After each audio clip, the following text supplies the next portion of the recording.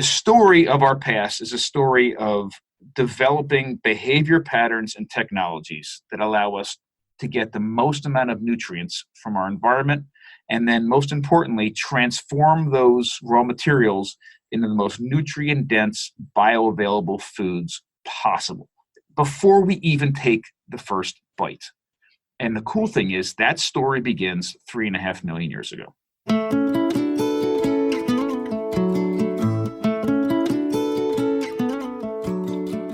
Welcome to the Wise Traditions Podcast, sponsored by the Weston A. Price Foundation for wise traditions in food, farming, and the healing arts. We're your source for scientific knowledge and traditional wisdom to help you achieve optimal health.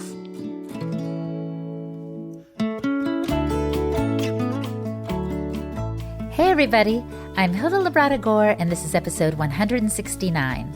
Our guest today is Dr. Bill Schindler. Bill is the director of the Eastern Shore Food Lab, and he is an associate professor of anthropology and archaeology at Washington College in Chestertown, Maryland. Bill has a comprehensive understanding of how our ancestors lived and what they ate millions of years ago. In our conversation, he walks us through our own history, shedding light on lessons that we can apply to our lives today. And he lives what he's talking about, too. He calls his family the modern Stone Age family, since they use ancient techniques like hunting, gathering, fermenting, and the like to feed themselves. He offers to all of us some simple first steps that we can all attain so we can start eating and living like we were meant to, following the wisdom of our ancestors. Before we get into it, a quick shout out to two of our sponsors. The Wise Traditions Podcast is supported in part by Vintage Tradition Tallow Balm, the original whole food of skincare. Check out their new products, including a paperboard tube for lips and on the go, at vintagetradition.com. And Ancestral Supplements, putting back in what the modern world has left out. New Zealand-sourced liver, organ meats, and bone marrow, in convenient gelatin capsules. I know my own family doesn't get enough organ meats in our diet, so we ordered some for ourselves. Order yours today at ancestralsupplements.com. This is Holistic Hilda, and you're listening to Wise Traditions. Welcome to Wise Traditions, Bill. It is so great to be here with you. Thank you, Hilda.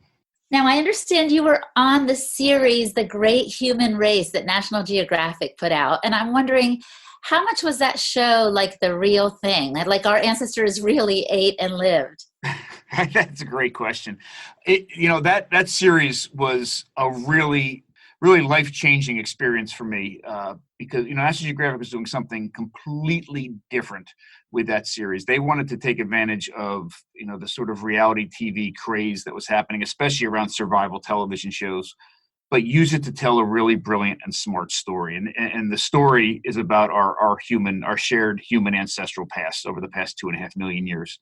So if the question is how realistic was what we did on that show to what people in the past, what our ancestors were doing, I think the question is, it's as close as we could actually get. We really were doing what we were portraying, we were doing on the show. But we had a lot of hurdles. We were using the same tools and technologies that our ancestors had at different time periods in the past to actually survive and to live in these different environments. However, and that was, again, mind-blowing and life-changing for me, and it really put all of my research and work into perspective, first-person, real-world perspective. But there were a lot of obstacles, certainly at the same time, right? Because we were making a television show. We weren't really trying to put ourselves in a situation where we might actually die. And things certainly got tense and crazy. And we certainly had a responsibility to our viewers to tell the best story and the most accurate story possible, which created a whole bunch of conflicts between times that we had to film things the right way and time that we had to actually go out and forage for our own food. Some of the obstacles that we had were things like, during the first episode, we were recreating or portraying what life would have been like for our ancestors 2.5 million years ago. And at that time, our ancestors that we were portraying was Homo habilis, the first member of our genus. But Homo habilis had a much smaller brain and a much smaller body, completely different nutritional requirements than we have today. So all of a sudden, there's an obstacle there. Like, how much food did they get? How much food do we need to support our bodies? But even with that, if Homo habilis had an entire day to go get food with their basic stone tool kit that they had, we had even less time because we had all sorts of filming requirements and issues. The drone had to come in and see us walking, and they had to see us walking with other cameras and all the other sorts of things we had to do to actually portray everything appropriately on camera. And that certainly cut into time that we could have hunted or gathered or foraged or even prepared our own food. I remember you're telling me like they would have to refilm you walking a certain path and you're walking back and forth when you could have been hunting or whatever, or foraging. Right. Yeah, absolutely. So we walked that fine line. But the thing that I'm very, very proud of is one of my roles on that show was to recreate the technologies from those time periods and then use those technologies to do everything we needed to do. And that's exactly what we did. And it really gave me incredible insight into sort of the efficiency and utility of those tools from the different time periods. Because even though most of the time periods we were recreating were all during the Stone Age, the tools from different time periods were drastically different, made differently and used differently. And it also gave me really good insight into the diets of the people in the past, of our ancestors. And what I like to say is it's true. Kat, my co-star, and I are the only people ever in the history of this planet to live, even though it was only a few days at a time, about a week at a time, all the major different time periods of our evolutionary past. That is so fascinating. So I'm going to tell our listeners, you guys can check out this series. You can find it on Amazon or YouTube. It's The Great Human Race. So if you want to see really what it was like to live in all those different time periods, as Bill was saying, you need to check it out. And Bill, when I met you at the Eastern Shore Food Lab, and we were with Brian Sanders, who was filming kind of this overview of our history for his Food Lies documentary project, I was so enthralled. I was like, oh my gosh, I definitely want to see if Bill will be on our show and help us get that big picture. So can you do that right now and kind of walk us through these time periods and what our ancestors were really eating? Sure, absolutely. So before I start, there's one thing I want to make sure gets across very loud and clear. The story that I'm going to lay out over the next few minutes is spanning over 5 million years worth of time and thousands of miles of geographic space. So I'm going to distill it down into something that's very easy to talk about, but do understand within that there's a whole lot of diversity that we're overlooking in diets, certainly around the world and through time. But I think the major takeaways here I can get across in just a few minutes. And most importantly, I truly believe that an understanding of our dietary past through deep time over millions of years is essential to understanding and contextualizing our current diets and obviously making a plan to move forward with improving human diet and health and sustainability. So this is a really important conversation. Okay, so it starts. I believe it's the story. We need to go back at least somewhere between 5 and 7 million years. That time period is very important in our past because it's when we first stand upright and become completely bipedal. Our ancestors at that time were very small. Their brains were much smaller and their bodies were much smaller. And something when we stand upright, significant happens biologically that really plays a role in diet, really diet and health. And that's when we stand upright, our guts shrink by almost 50%, almost in half.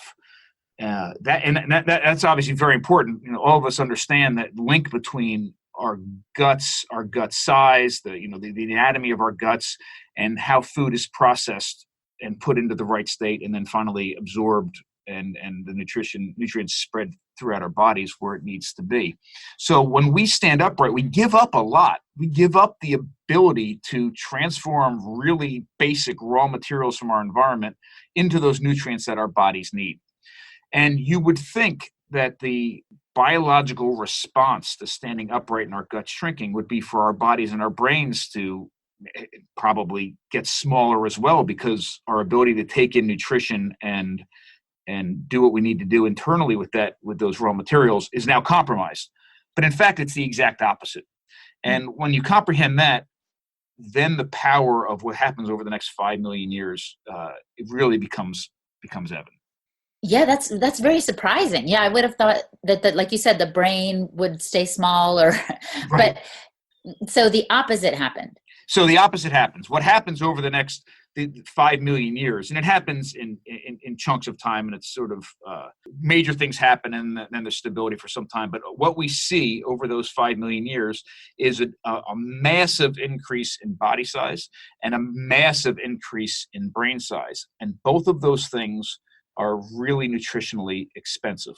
So in my mind, the story of our dietary past is a story of what we do as humans to transform raw materials from our environment into the right state, the best state possible for our bodies to make the most use of it, even, in spite of our physical limitations. So here's the story. Then that's kind of the preface, and here's the story. So even today, and definitely then, I believe we are biologically one of the weakest species on the planet. We have a very difficult time as humans getting food from our environment. Our nails are not very useful. We see them, as something we like to cut off and get rid of, or at best maybe spend a lot of money painting and the like. Our teeth, our teeth are practically useless, and they're actually smaller than they were even than they were in our ancestors millions of years ago. So we're not very strong. We're not very fast. We can't jump very high. We can't swim. We can't fly. We can't climb very well. We can't do any of those kind of things that would allow us to extract more and more amazing nutrients from our environment. So that's one of our limitations. Mm-hmm. Our second limitation is that we have an incredibly inefficient digestive tract. So even when we can get raw materials from our environment, we have a very difficult time digesting it and turning it into, breaking it down to the point where our body can make the most use of these foods. So these are two huge obstacles. Mm-hmm. The story of our past is a story of developing behavior patterns and technologies that allow us to get the most amount of nutrients from our environment, and then most importantly, transform those raw materials into the most nutrient-dense, bioavailable foods possible before we even take the first bite. And the cool thing is that story begins 3.5 million years ago. I'm just picturing what you're saying about how kind of defenseless human beings are without tools. Like you said, all we have is our nails and our teeth. It's not like we're like the tiger, that can, claw something to death, or the gazelle that can leap. We're very limited. So I'm very curious to hear what our earliest ancestors did with so few resources, so to speak. Right. So what we did was, the first stone tool, this monumentally, our relationship with the environment, our relationship with our food, and our relationship with one another, monumentally change beginning around 3.5 million years ago when we create our first tool. So before we get to that, though, let's very quickly think about what our diets were like before that. So if you think of smaller versions of ourselves out, in the African savannah, trying to make a living, so to speak, what can we eat? Well, with just our limited, biological capabilities, we can't do much. We were herbivores, so we were eating plants. We were frugivores, so we were eating fruit, mm-hmm. plants and herbs. And we were probably insectivores, eating limited amounts of insects. And in that context, the insects are probably the most nutrient-dense foods we had. There's some discussion and some thought that we may have begun, after we stood upright, the one, food that we began to target somewhere between 5 to 7 million years ago that wasn't in our diet before that were what we call underground storage organs, or roots, corms, tubers, these sorts of things. And they are maybe not nutrient-dense in the way animals are, but they are certainly a power-packed, carbohydrate, energy-rich food that certainly have more calories and energy than the other foods in their diets at the time. But that's up for discussion. But we do think they came in very, very early. At 3.5 million years ago, everything transforms and changes because our ancestors, for the first time, struck two rocks together of the right materials and produced a stone flake, a razor-sharp edge. So yeah, I can just picture that sudden moment where that flake was produced that they could suddenly use. Why was that tool so important? I've seen it in museums, I've seen like evidence of these early tools, and I never really figured out why they were so important. Well, think about what happened right there at that moment.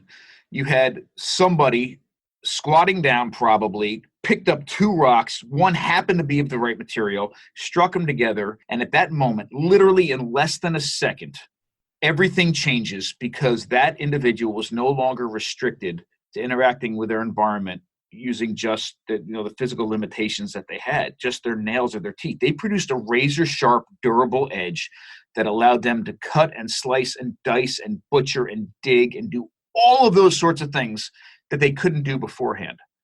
So to us, that looking at that tool, it wouldn't look that impressive.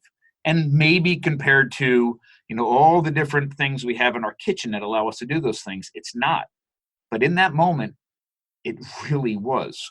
And oh, I think I get it, because our ancestors might have been limited to, let's say, scavenging the remains of a zebra after, a lion killed it, and just getting whatever the lion didn't eat, right? But now they can get the first fruits of the animal with that sharp tool. Is that right? Well, actually, we still have about 1.5 years before that.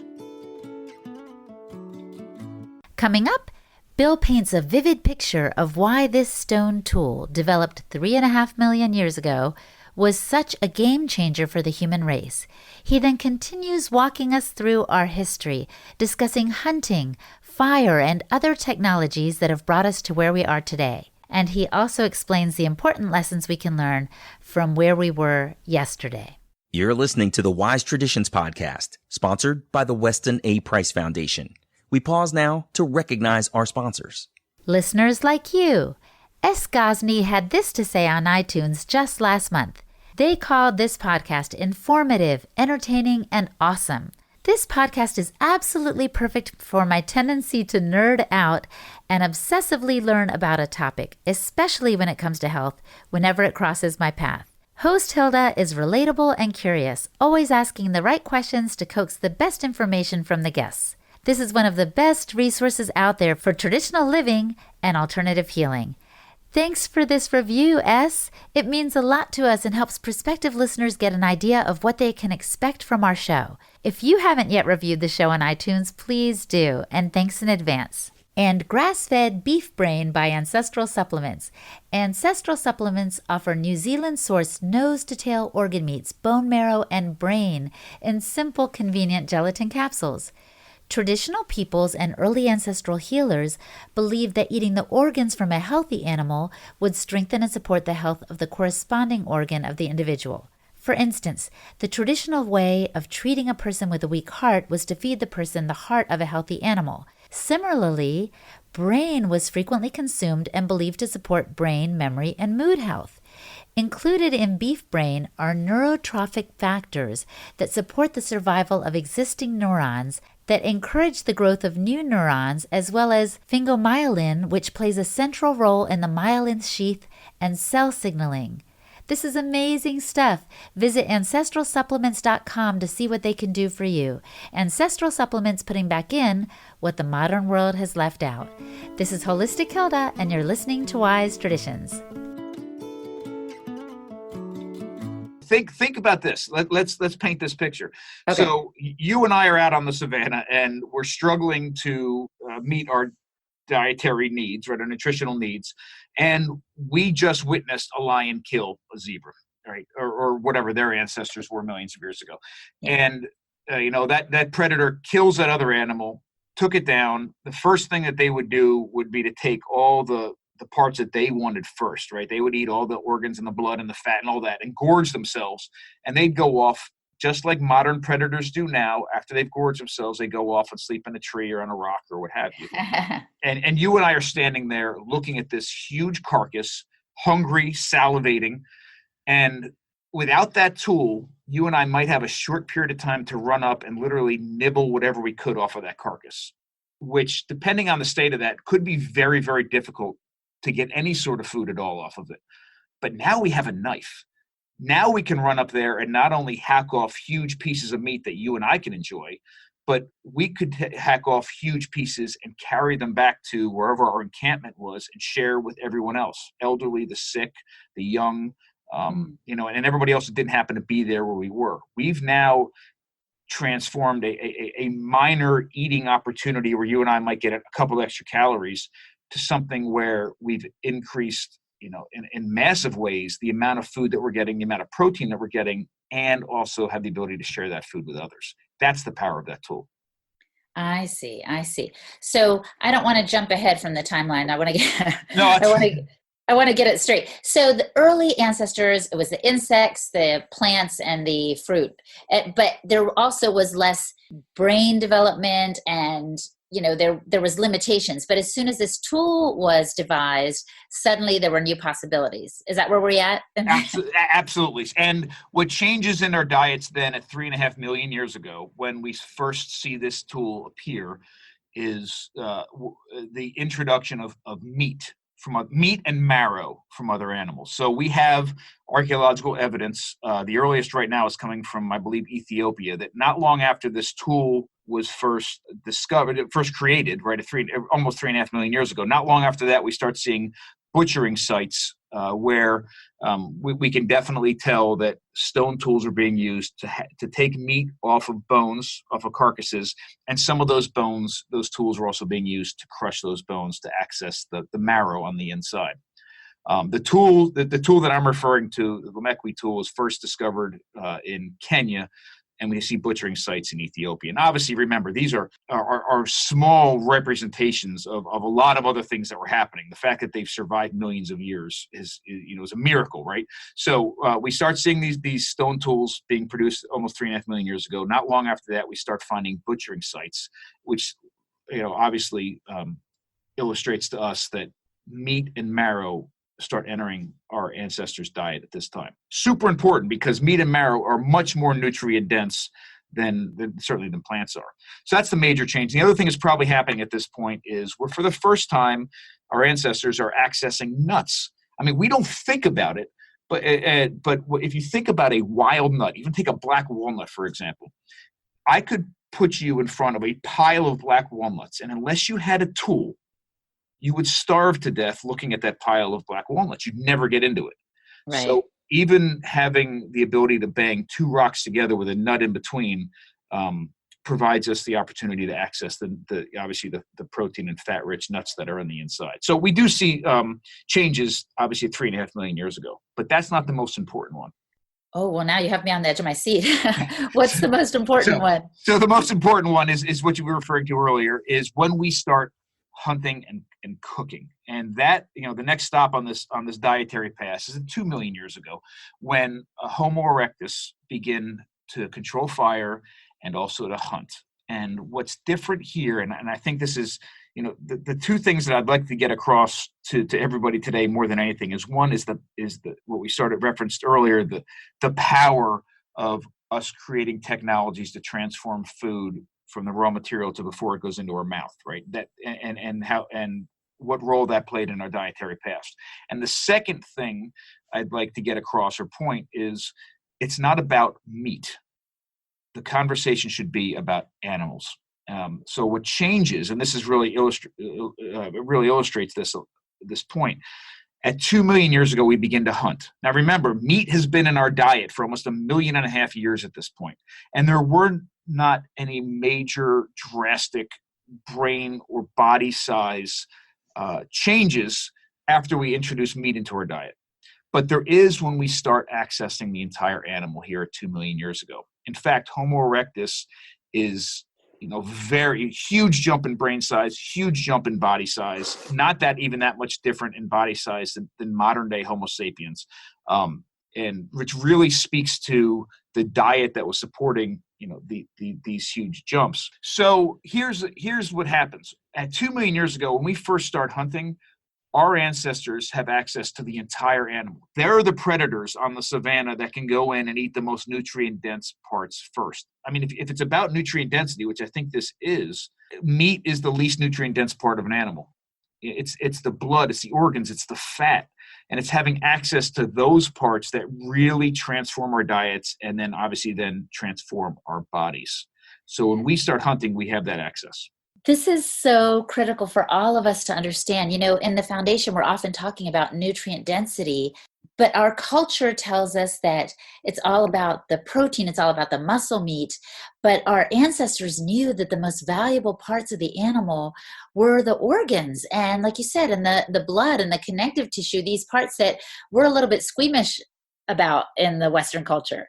It is, and in fact, that's so upsetting the way that we approach animals now, literally on every level. And we can get such inspiration from what was happening even 2 million years ago with the way we were dealing with animals. I mean, think about, first of all, from a dietary perspective, the most nutrient dense part of the animal are the parts that are really absent from our modern diets. So that's important. But if we go back and begin to approach our relationship with animals as food in a way that more closely mimics what was happening even 2 million years ago, all sorts of other wonderful things happen and issues get addressed. So from an ethical level, right, it's really problematic in my mind that we eat, as modern day Americans, somewhere around 55% of a pig by weight and 50% of a cow by weight.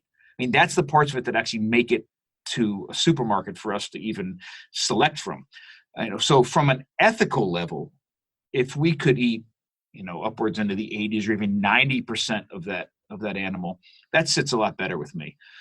Certainly from a sustainability level, it's very important. I mean, think about this. So that half of the animal that we're not eating represents half of it by weight, but much more than half of it in nutrients. So when we have conversations about sustainable ways of raising and caring for animals and doing those sorts of things, if we literally transform our approach, we've already increased the amount of nutrition that can come out of that one animal by more than double.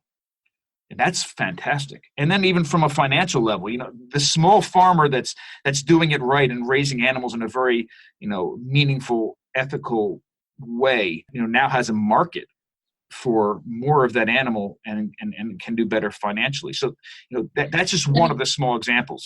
Yeah. And to translate this to our day-to-day lives, if I go to the supermarket, even the farmer's market, and just buy chicken breasts, then it's kind of unethical because it's wasting a lot of the rest of the animal. I mean, it would be wiser for my family, nutrient-wise as well, to buy a whole chicken. Absolutely. And even financially, right? Because, I mean, if you buy the whole chicken, so what is a good organic free-range chicken cost? The average size now, like $15, $17, something like that, right? Yeah, something like that. Which sounds crazy. Like that's a huge amount of money. But you can get at least 3 meals out of that chicken and use the entire thing, at least, every part of that animal at least once. So you take it and you cook it and you roast it and then you eat it and then you make the bone broth out of the bones and the carcass and then you have the leftover meat you use again as well. I mean, it's so that $17 now broken out over 3 meals to feed a family of 4 3 times is a completely different conversation. So you're saying when we became hunters and predators ourselves and developed the tool of fire, this was a monumental shift in our evolutionary history. Absolutely. So those two things together were probably the biggest thing that impacted our dietary past and then obviously our biological evolutionary change in response. So hunting is huge because that new behavior pattern, that new technology of harvesting the animal and having access to the whole thing provided us the most nutrient dense part of the animal. So that's one piece. But the other piece is the control of fire. And cooking in many contexts can make foods more nutritionally accessible to our bodies, but also increase the nutrient density of those foods. So those two things paired together were transformative. And then from that period forward, we start doing so first of all the things we're doing already, we just do better. We're hunting better, we're trapping better, we're fishing better, we're cooking better. And then we start doing things like obviously fermenting and then later on nixtamalizing and all those other food production and processing strategies that provides us with the most nutrient-dense bioavailable food before we even take the first bite.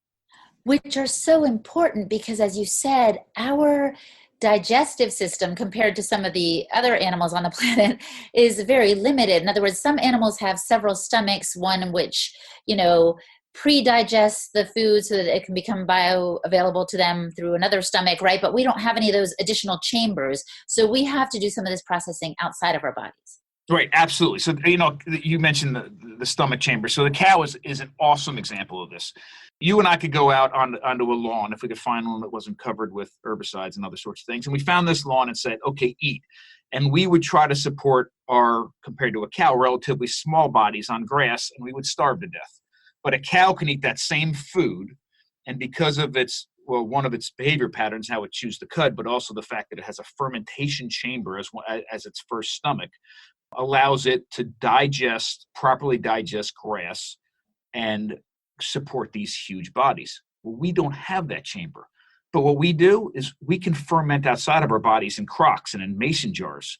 So a lot of our processing that we've done, and I'm not saying this is necessarily intentional, but it very well could be, or at least some of it, a lot of our food processing that increases the nutrient density or the bioavailability of foods are mimicking what other animals naturally have in their bodies to allow them, in their digestive systems that allow them to properly process food. So that's one example. We ferment outside of our bodies, whereas other animals have fermentation chambers, sometimes in the beginning of their digestive tract and sometimes at the end. Well, you've brought us nearly up to the current day, but what I'm thinking is some of these traditions have been lost, Bill. So I feel like we're not, many of us are not fermenting. We're not kind of pursuing the nutrient density that our ancestors were, are we?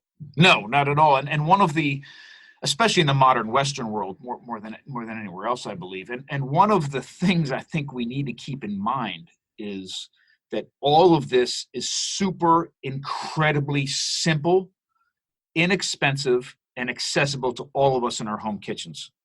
We have lost the ability to think for ourselves when food is concerned. We're the only animal on the planet that hires nutritionists and dieticians to tell us how to eat. But we're the sickest species on the planet, right? There's something's wrong there. But with all the misinformation that's out there, one of the biggest problems in my mind is that we are programmed to believe that we need to look to somebody else to tell us how to eat. And that we should look to somebody else that should be processing our food. We should look to somebody else to get it all packaged and ready to go.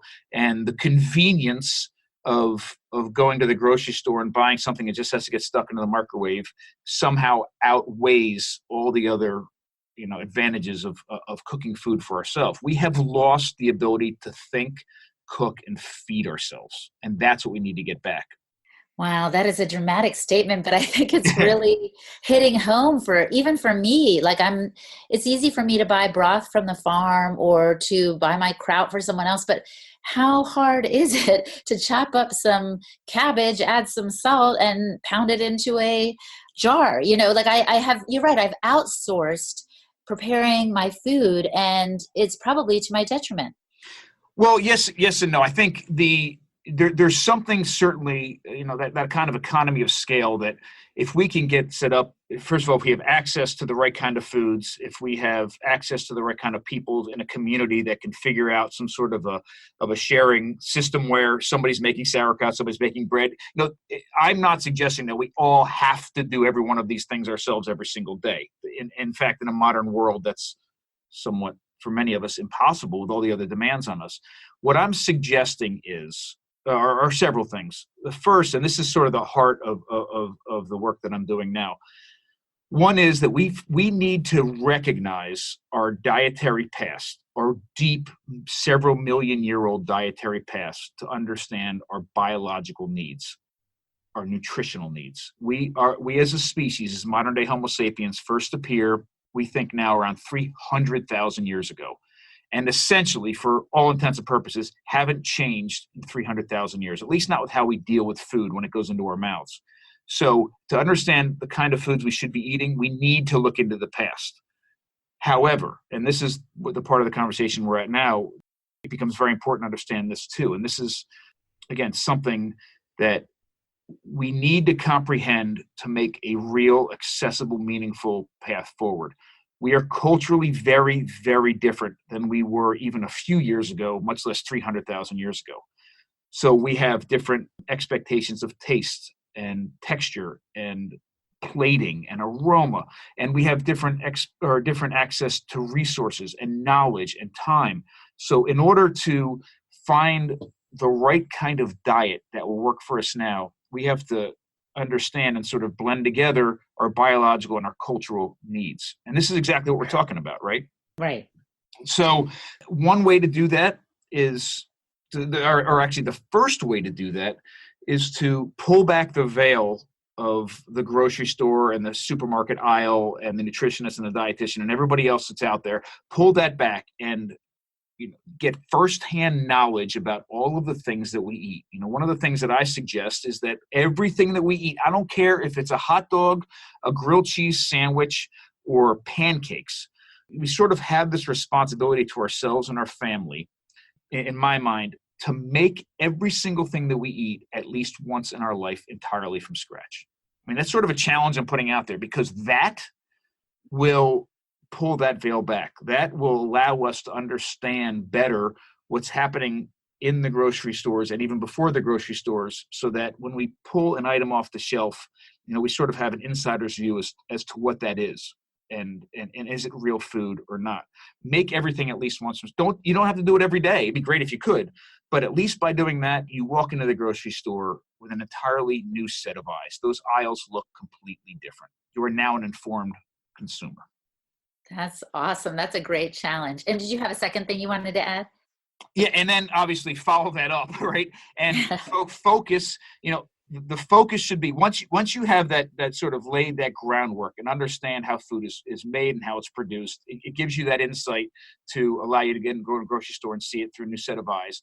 And then I think where we should start working towards is finding ways to introduce into our diets the most nutrient dense bioavailable foods on the planet, because that's what the focus has always been.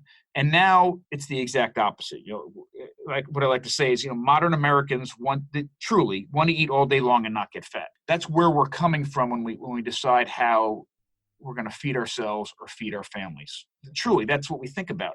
And that's the exact opposite of millions of years of our dietary past, what our ancestors are always thinking about. I'm convinced that their mindset was more, hey, how do I get the most amount with the least amount of work?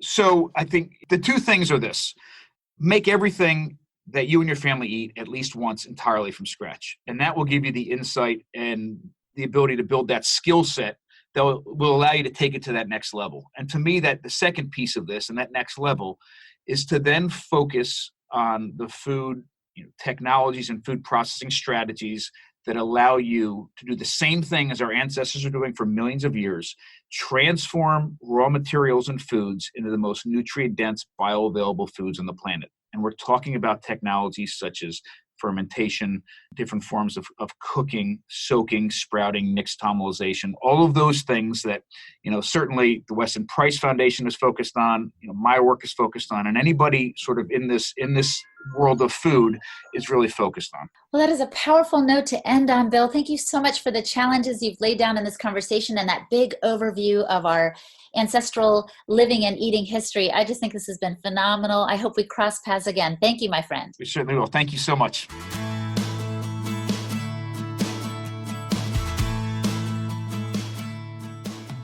Our guest today was Bill Schindler. For more on Bill, visit his website, ancestralinsight.com.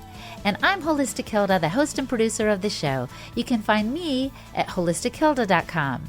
For the show notes for this episode, go to our website and find the notes for episode 169. And that's it, everybody. Thanks for listening to the Wise Traditions Podcast, brought to you by the Weston A. Price Foundation.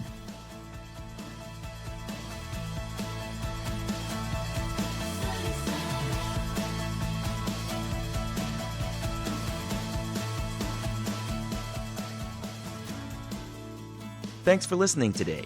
We have all kinds of resources to support you on your health journey. On the Weston A. Price Foundation website, you'll find podcasts, blogs, articles, and brochures related to just about any health topic you can imagine. You can also find a local chapter to help you discover sources of real, organic food in your area. And you can become a member to support the Foundation's mission of education, research, and activism. Visit westonaprice.org for all this and more.